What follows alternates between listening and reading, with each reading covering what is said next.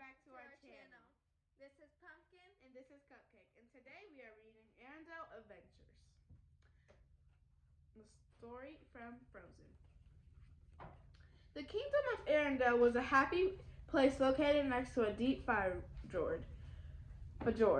At night, the northern lights lit up the skies in beautiful patterns, but the king and queen lived with a secret worry. The eldest daughter, Elsa, had magical powers. She could freeze things and create snow, even in summer. Their youngest daughter, Anna, adored her elder sister. The two loved to play together in the snowy playgrounds Elsa created. One night, Elsa's magic accidentally hit Anna. The king and queen rushed the girls to the trolls, mysteriously healers who knew about magic. A wise troll named Grandpappy saved Anna by removing her memories of Elsa's magic. He explained that she was lucky to have been hit in the head and not in the heart. The troll told the king and the queen Elsa's powers would grow only stronger. Back in Arendelle, the king and queen closed the castle gates. Elsa struggled to stay in control of her powers at all times. She decided to stay away from Anna to keep her little sister safe.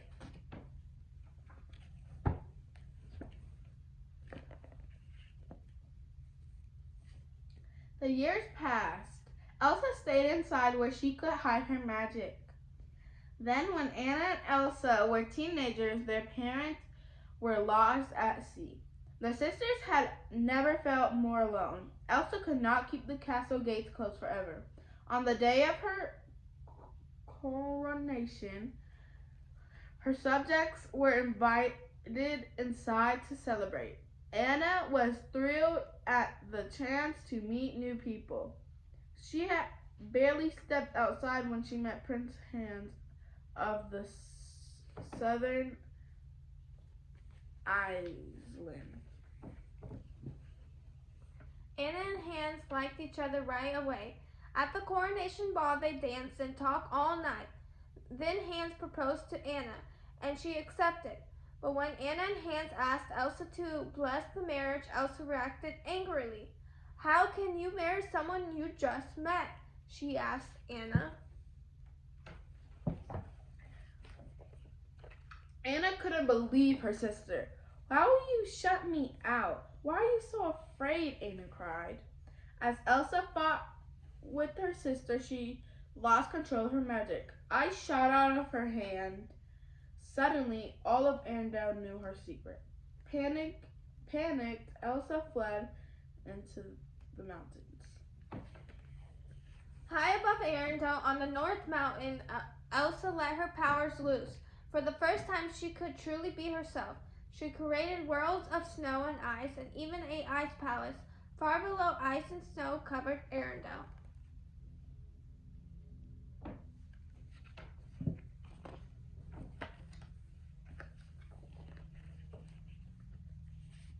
Anna felt awful.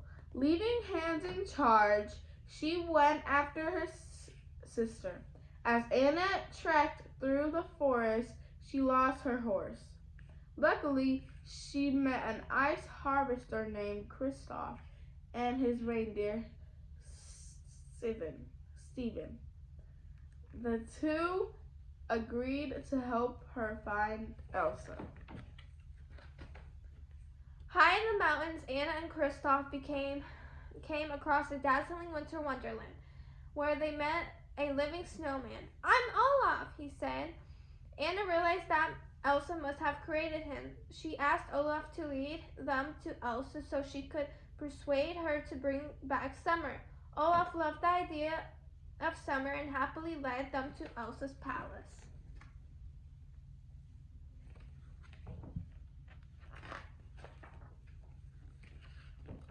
Inside the palace, Anna told Elsa about the terrible winter storm in Arendelle.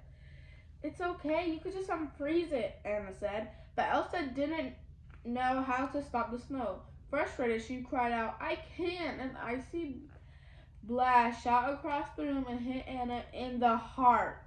Kristoff rushed to help Anna. "I think we should go," he said.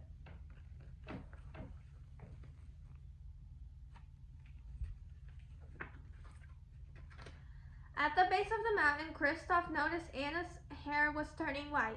She knew his friends, the trolls, could help. Grandpappy saw at once that Anna was hurt. "There is an ice in your heart, but there by your sister," he said. "If not removed to solid ice, you will freeze forever."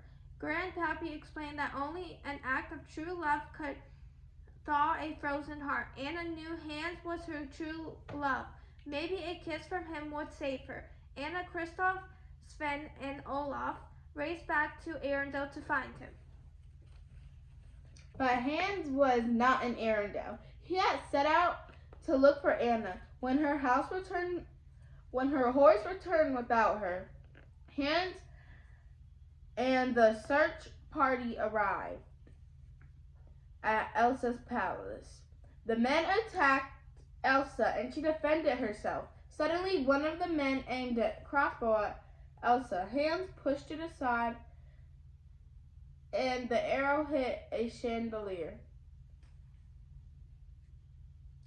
It crashed to the ground, knocking Elsa out. Hans and his men took her back to Arendelle and threw her in the dungeon. Kristoff brought Anna to Arendelle and Anna found Hans in the library. She asked him to kiss her, but he refused. Hans had only been pretending to love Anna so he could take over Arendelle. Putting out the room's fire, he left Anna to freeze. Only in the library, Anna realized how reckless she had been. "I'm trying to find love." She had dormed her sister and herself. Just when Anna had given up all hope, Olaf burst through the door. The snowman lit a fire to warm her.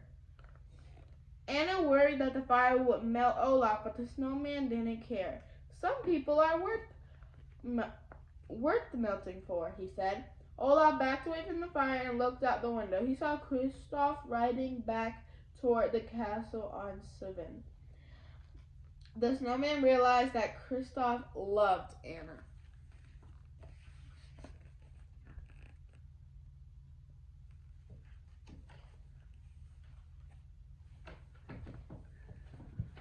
In the dungeon, all Elsa could think about was getting away from Arendelle. It was the only way to protect everyone, especially Anna, from her powers. Elsa became so upset that she froze the whole dungeon and escaped. Meanwhile, Olaf helped Anna outside. As she made her way toward Kristoff, she saw Hans around to strike. Elsa with his sword. Anna threw herself in front of Elsa. Hans' sword came down just as Anna's body froze to solid ice. Stunned, Elsa threw her arms around Anna and cried. Suddenly, Anna began to thaw, suffering her own life to save her sister. Was just the act of true love needed to save her and thaw her heart.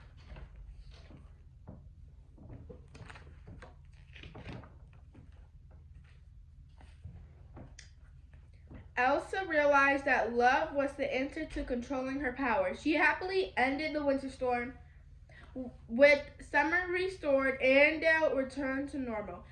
But from then on, the castle gates were open for good.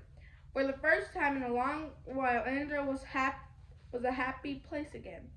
And Queen Elsa and Princess Anna were the happiest of all, for they had found their way back to each other. And that is the end of that story. We hope you like and subscribe.